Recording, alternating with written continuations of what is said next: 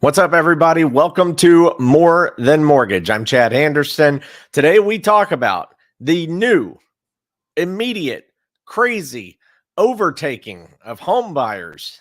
8 million of them just entered the housing market. Is that really true? Is that really what just happened because we had a dip in rates over the last couple of months? We're going to talk about this for the next 10 or 15 minutes or so. I bring in Zack Jones. There he is. How you doing, buddy? Good. Man, 8 million people. Your phone ringing off the hook yet, or what's going on? Man, we are just buried, covered up. I got people lining up out in the driveway. Dude, I mean, I was surprised that you had time to record the show, to be honest with you, because, I mean, I was like, man, I hope I can get on Zach's schedule just for a half second to get this nailed down, because 8 million of them, that's a lot.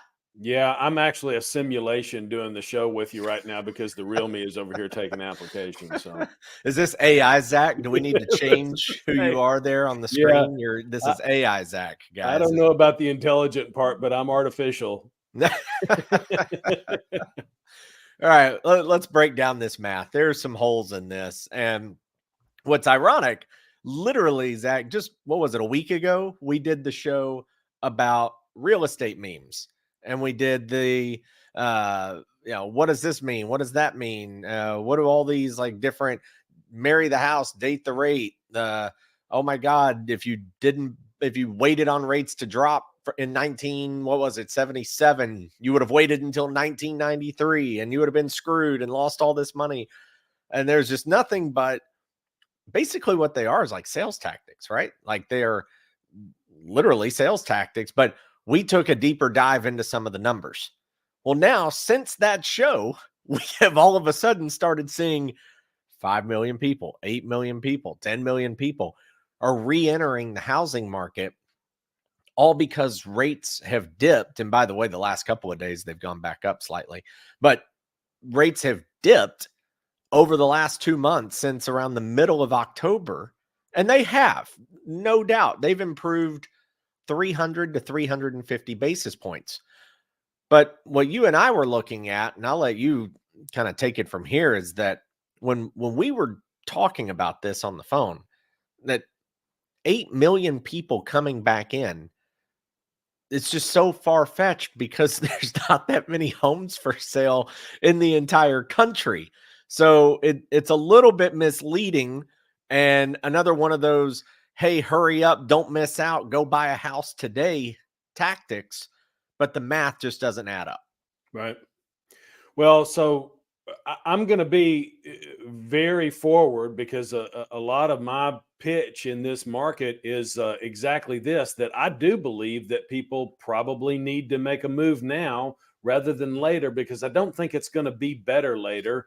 Right. I don't think it's going to be neutral later. I think it's going to be worse later for people who are, especially for people who are entering into the market. If you own a home and you're selling a home, you're gonna hedge that a little bit and maybe mitigate some of that risk. But I do think it's now is better than later. But these the fear mongering, maybe I don't think that that's too strong a word. The meme technically said, for every 1% that interest rates fall, 8 million new home buyers enter the market. Right. Now that's almost word for word, but the gist is very very accurate. And I think that we saw another one that was 5 million. And I couldn't understand where the data was coming from, because it simply, those kind of numbers don't make any sense if you apply it to the last 30 days, because rates came down a point. They came down 1%. And that means that 5 to 8 million home buyers entered the market with that dip in rates.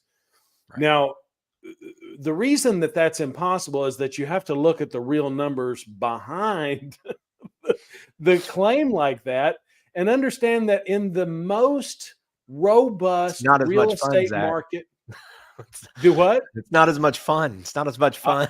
It's not dramatic, that's for sure. And I hate to be the buzzkill on real data and real numbers, but if you look at the most robust market in the history of the United States in real estate, that was 2021, and there were it was there's some discrepancy about this, but it was, did we come up with 5.2 or 6.6 million, less than $6 million homes sold? This was last week when I was looking at those numbers. Anyway, the number was actually less than how many home buyers entered the market in the last 30 days. So that's a ridiculous number. It's absolutely absurd. And so when I dug into it, I kept trying to find the source of the data behind this meme. And ultimately, I came down to this study that was done that based the numbers, or they were looking at how many home buyers got eliminated from the market with every 1% rise in rates, based on two things: the median home price and the median income. And so the number truly is that maybe a potential of 5 to 8 million potential home buyers could reach affordability with every 1% interest rate drop based on median home price and median income. But it doesn't mean that 8 million home buyers entered the market. Maybe 8 million Americans who are working and earning a living could potentially qualify to enter back into a market and make an offer on a house and qualify for it. Doesn't in any way suggest that many people came flooding into the market, because there's just not enough inventory to even sustain a percentage, a minor percentage of that. So speaking of which, currently, and now inventory has grown, even though it's still extremely low. It low historically. It has grown over the last year and a half, 2 years from where we were. I mean, don't forget, during the pandemic, we were Zach, at around 500,000 homes for sale that were actually able to be moved into. So I don't like saying, oh, there's back then, I say back then 2 years ago, 900,000 homes for sale, but 300,000 to 400,000 of those were under contract or under construction, like pending contracts or under construction, new builds. So reality was, at that time, there were only about 500,000 to 600,000 homes that you could actually go and purchase. And that is, or sign a new contract on. And that is across the entire country. So today that has grown some. It hasn't caught up to the historic numbers. I mean, inventory is still very, very low. And a lot of that has to do with people with low interest rates right now don't want to give that up. They don't want to sell their home and turn it in and then have to turn around and buy something else and do a 6 or a 7% rate, depending on what you qualify for, what program you choose. So you look at it today, 1.5 million homes currently for sale.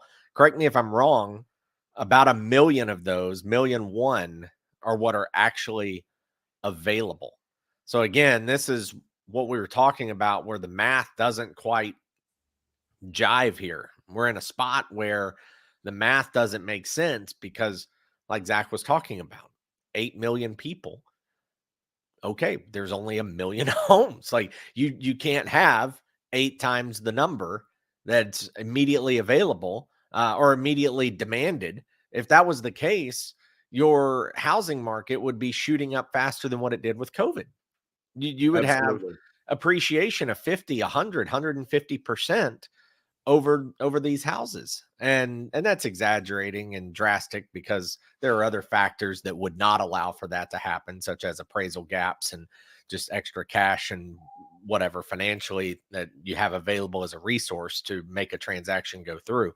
But you kind of get the point in how crazy some of these thoughts and some of these numbers are.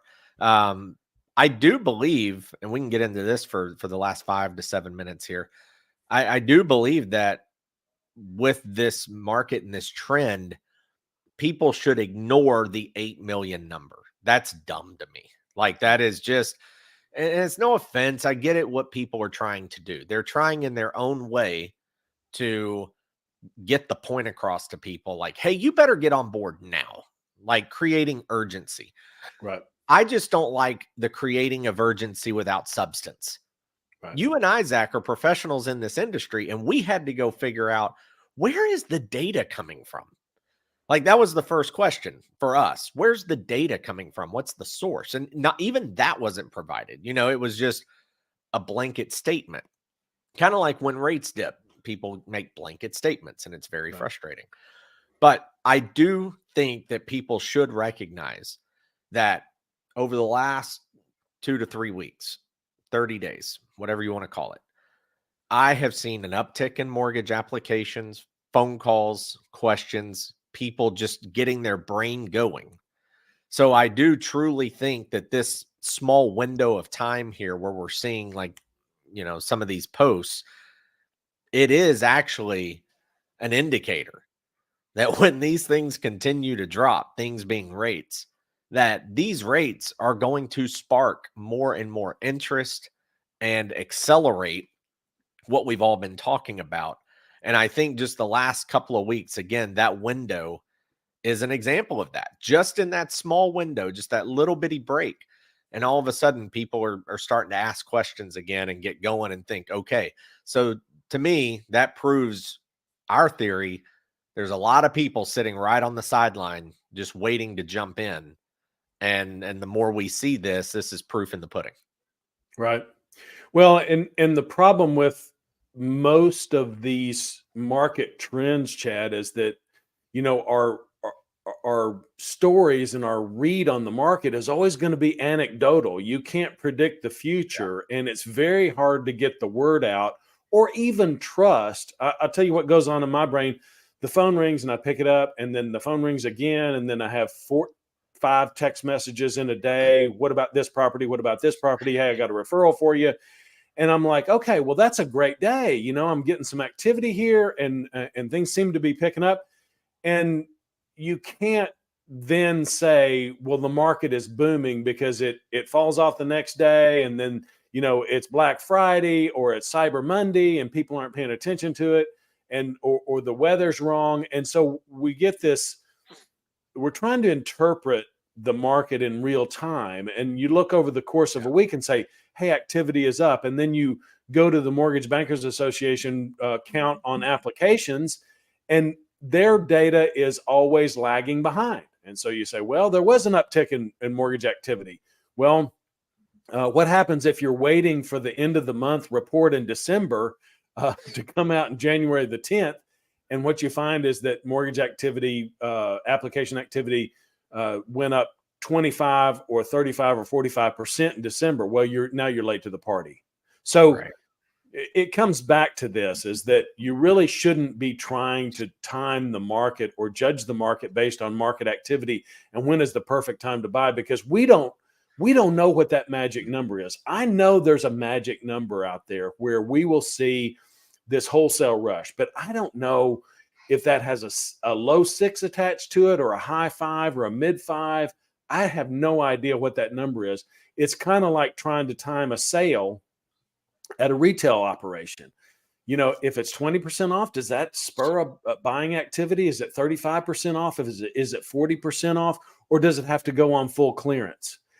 We don't know what that looks like. Buy when you're ready. And I would say that in this market where we're really anticipating that there's going to be a decrease in interest rates, better to buy now and hope for as long as you can afford it, and as long as that payment's going to work for you long term, hope for the opportunity to refinance down the road and buy the house that you want, versus doing what people did in COVID when the inventory was critically low, overpaying for what's available.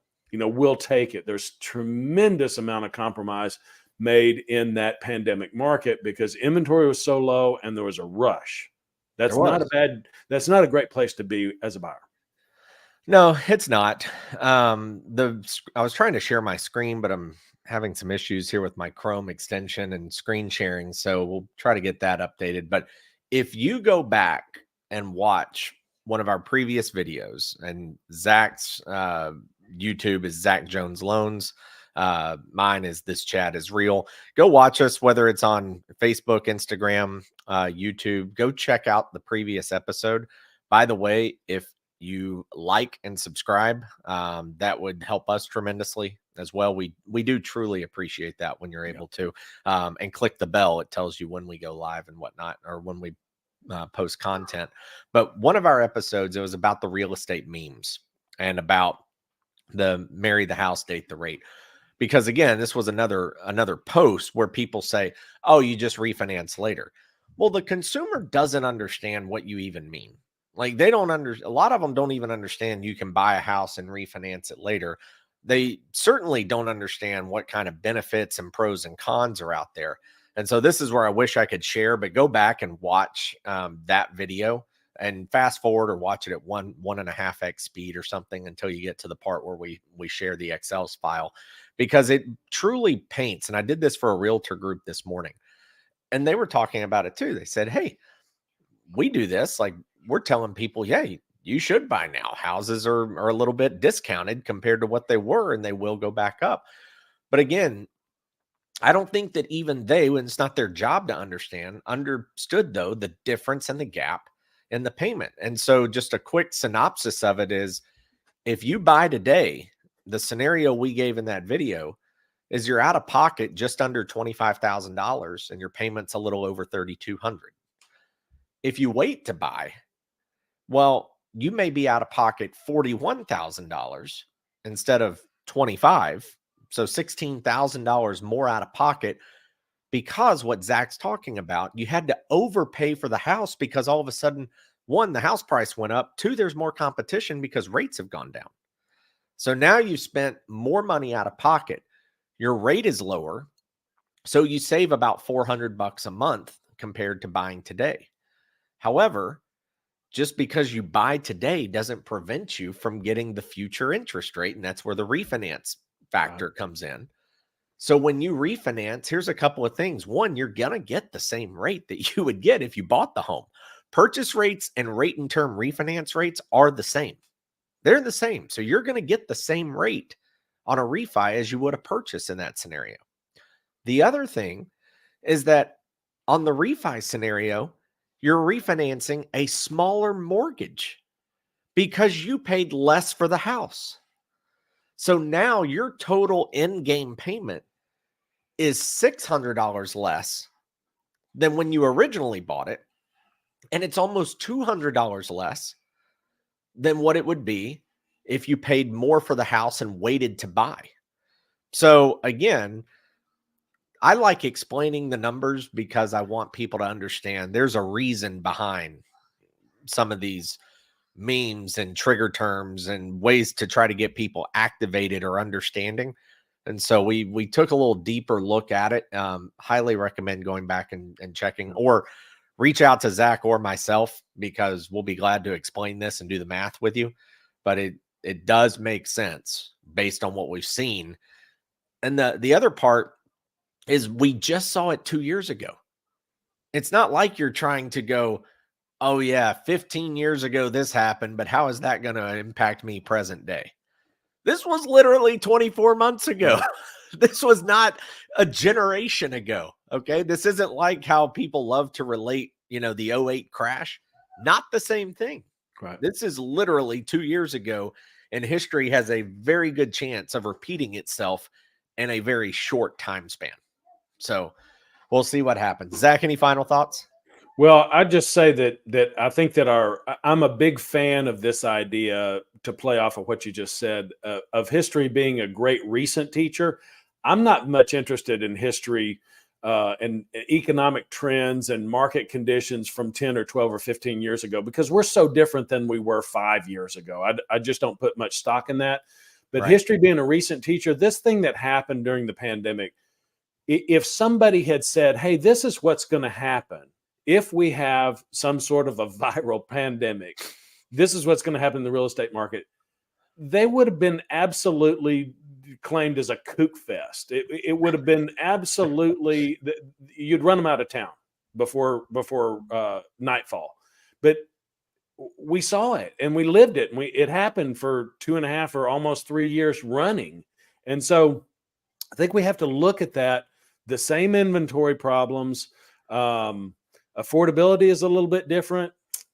There's some things to be paying attention to in our recent history that are set up to potentially repeat again, especially given the fact that we've had I think we've got a lot of pent up demand from the last 18 months. So That's all.